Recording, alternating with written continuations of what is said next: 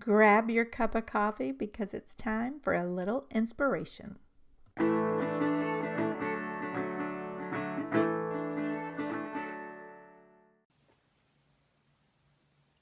Good morning, everyone.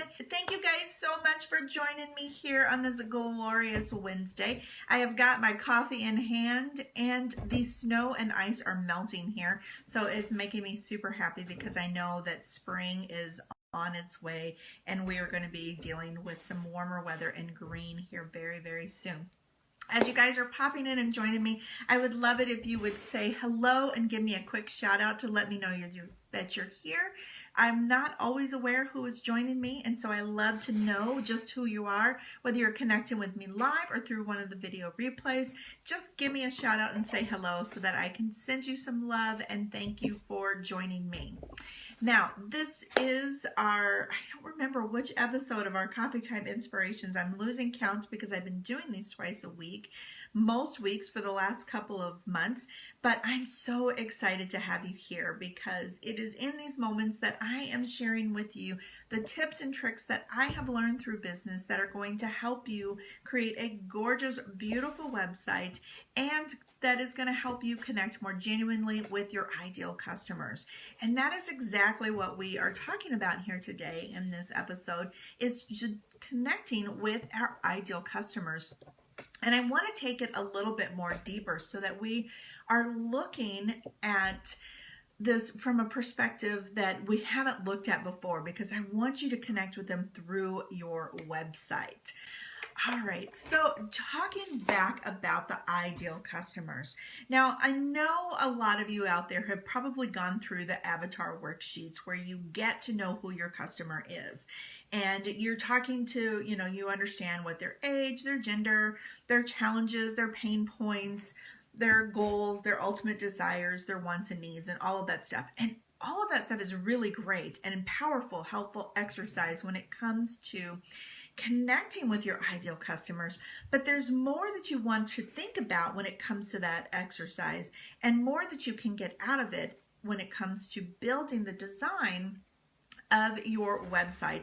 And that's what I want to talk to you guys about here today, is using that avatar information, that knowledge of your ideal customer, in a way that helps you create a visual relationship with those who are following you, and hopefully connecting with them at a much more genuine, authentic level. So let me take a look at my notes here. All right. Now, one of the questions that I ask a lot of times when I'm working with somebody new is, who is your ideal customer? Let me just tell me who your ideal customer is. And those of you popping in on the video, feel free to post a comment below and tell me who you think your ideal customer is. But one of the questions are answers that I often hear, that often just makes me smile and send you extra love, is when I hear the word everyone. Everyone is my ideal customer. Everyone can benefit from what it is that I have to share. And while that may be true, maybe they can benefit, everyone is not your ideal customer. Every small business owner in the world could definitely benefit from getting a website from me. But am I the best website designer for them? No, not for everybody. I approach website design in a way that connects beautifully and incredibly with some people and doesn't connect with others. And that's why there's so many website designers out there, and why I work with other website designers to help people find the right fit. So everyone is not your ideal customer. Your ideal customer is someone very, very specific, and you want to talk to them. If you're trying to talk to everyone, you're going to exhaust yourself, because you cannot talk to everyone and connect with them on a more intimate, genuine level, not a level that is going to create a lasting relationship moving forward for both of you that is mutually beneficial.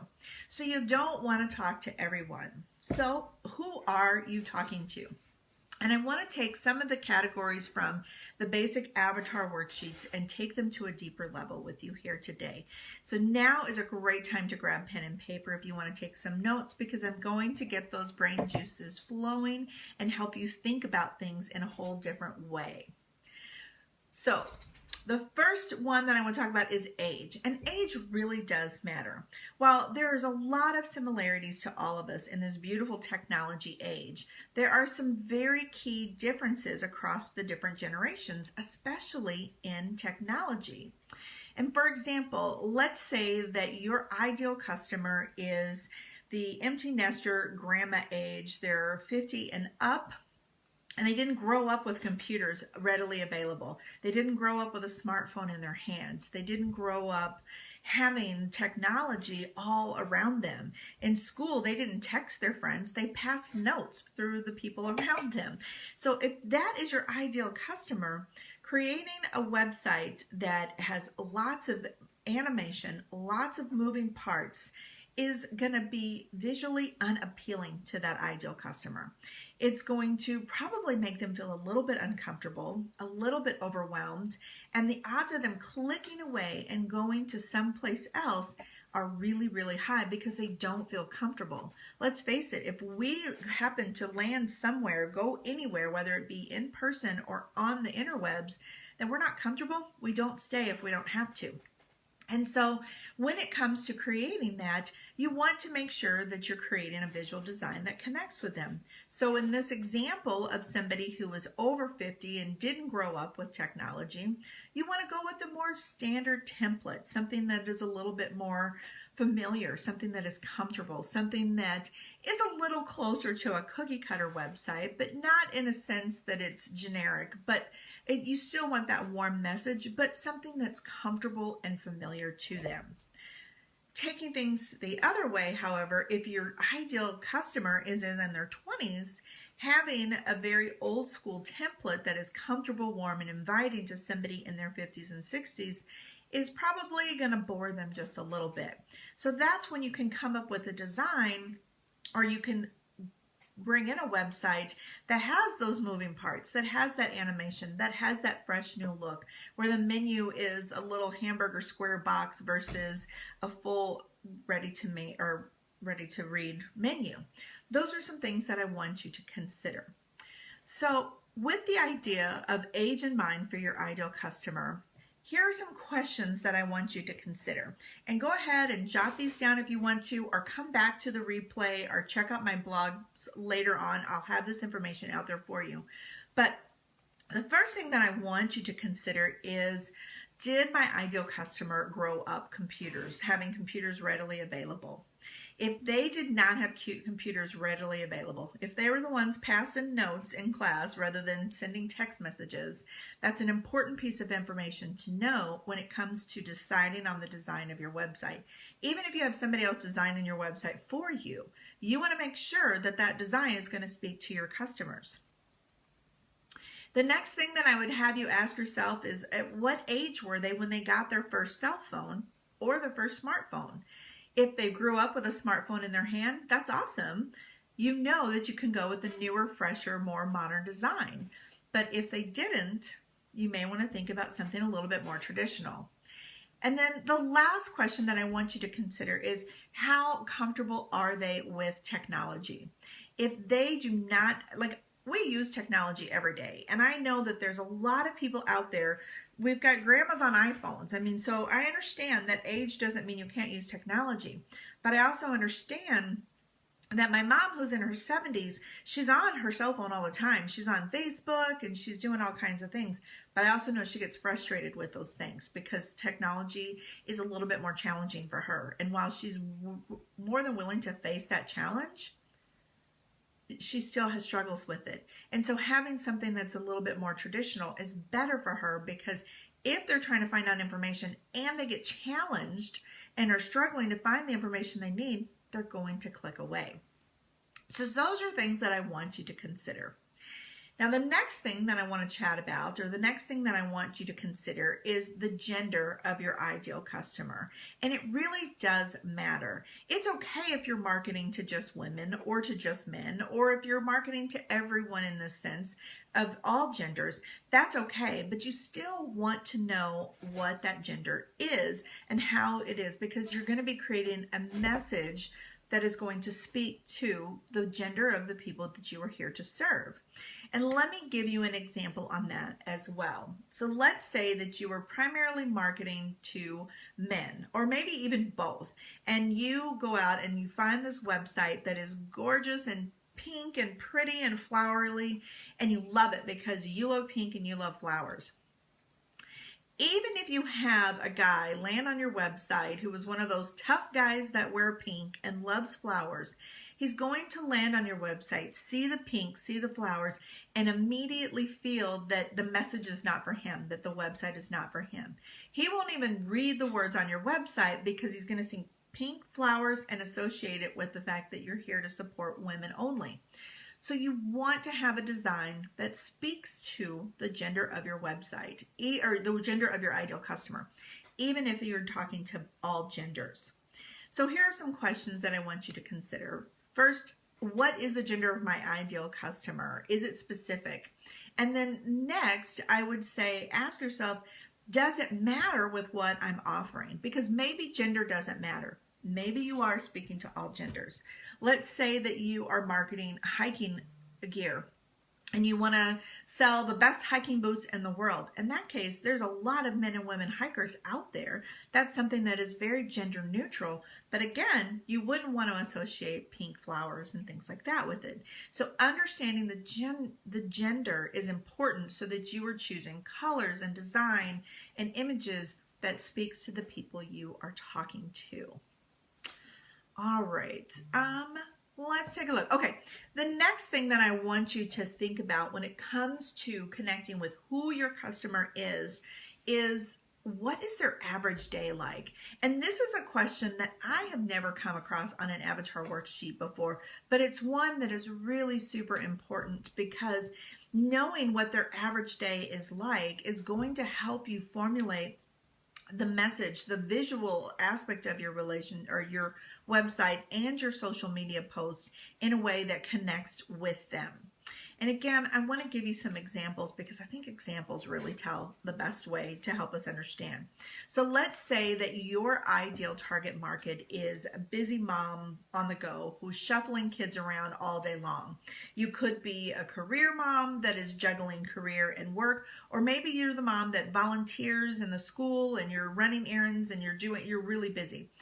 Knowing that that's who you're talking to, you wouldn't want to create a website that is really heavily on words where they have to really dig deep and read like they're reading a book, because a busy mom doesn't have time for that.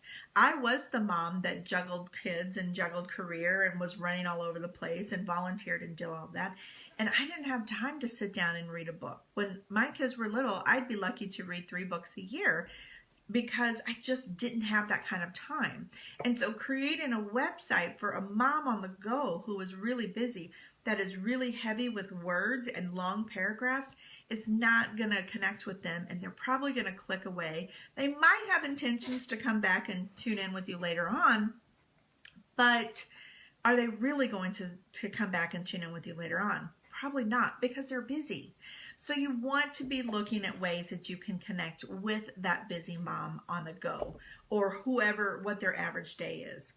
On the flip side of that, let's say that you have the empty nester. You're back at that 50 range, okay? And they have a lot of free time because their kids are grown up and they're in college or they're living their lives, and they have a lot more free time available to them. In that case, you can have something that's a little bit more word heavy. You don't necessarily have to do the quick images and the bullet point list that get your message across immediately, because they have the time to dig in and read. And that may be a better way to communicate your message. But knowing that and knowing the time that they have available to absorb that message is the key. And that's why you want to look at what their average day is like. So here are some questions that I want you to consider. First of all is, how much free time does my ideal customer have during the day? Are they getting like little snippets of free time in between soccer matches? Or do they have a couple hours in the evening where they're having a glass of wine and surfing the web? Think about that, and think about how you can formulate your message in a way that connects with them in that free time they have available versus them having to come back later on to connect because they just don't have time. Next, how can I display that? And that's kind of what I just said. You know, how can I display that in a way that fits into their schedule? So a good example is my friend Crystal, who is Cloud9 Organizing. She organizes and helps busy, stressed out moms make their lives better. She has lots of great social media content. Her blog posts are very small, short, to the point, quick and easy. She uses bulleted lists. She uses lots of good visuals, and all of that connects because the busy mom on the go has time to absorb her information. So with that, I'm going to give you one more thing to think about before we hop off today's video, because I do want to try and manage or keep your time, respect your time here.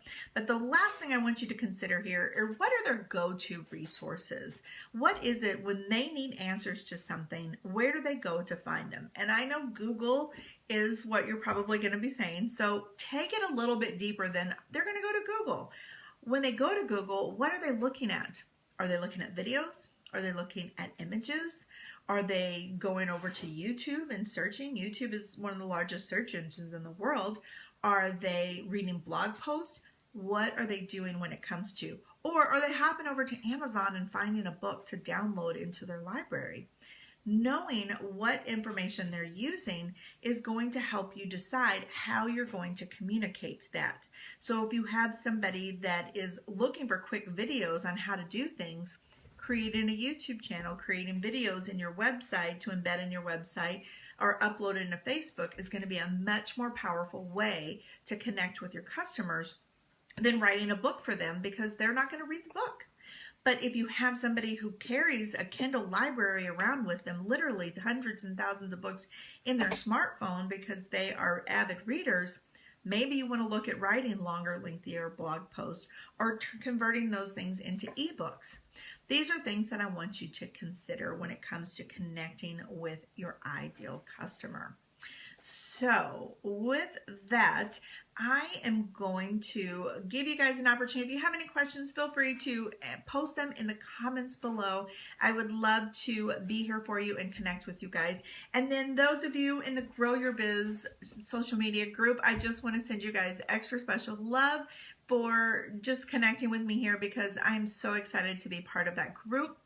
Those of you who are not part of the Grow Your Biz group, it is a group focused on creating community to help people grow their business through online with social media and websites. And I have teamed up with two amazing women, Kim Vanderpool with Fresh Impact Media and Michelle Blake with Firelink Online Media, who are experts at so many different amazing things, from social media to website design to content to so many things. And I am really honored to be a part of their team, because together we are creating some fun changes and bringing the entrepreneurial world together for collaboration and not competition, as you guys know I dislike. So if you're interested in joining that, I will post a link in the comments below.